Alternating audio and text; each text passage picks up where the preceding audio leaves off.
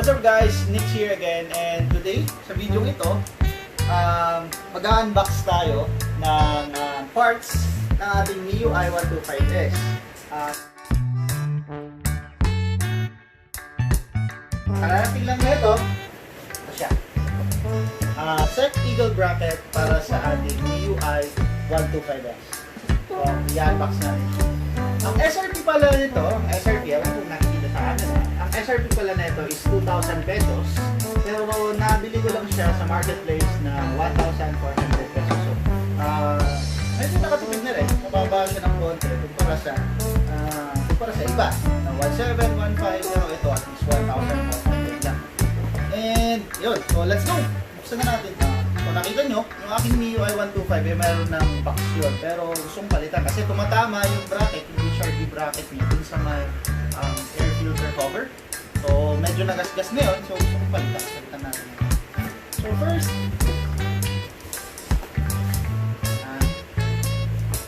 so well packaged siya, naka-bubble wrap naman siya, and mukhang jeep naman.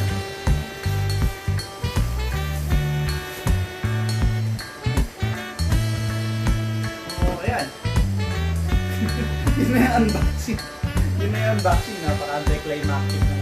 So may logo siya na set. So I think legit naman siya na set. And yeah. Set eagle bracket for Mio i125. And yun. Makikita nyo din, ikakabit ko na rin to. Itong bracket na to. Ngayon mismo para makikita natin kung paano siya nag-fit. Pero first, syempre, alisin ko muna yung HRV. Tapos saka ako ikakabit. Yun. So that's enough for the unboxing, and let's go to the installation na itong eagle bracket dun sa ating Mio i125S. Let's go! Stop na.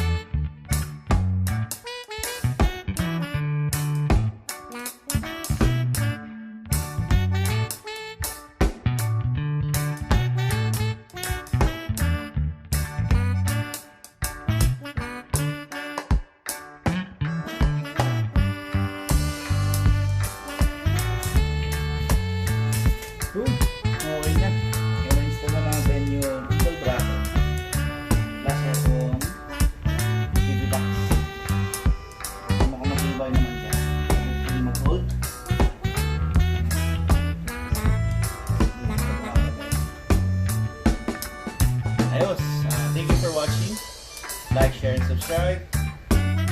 Peace out. Ride safe and God.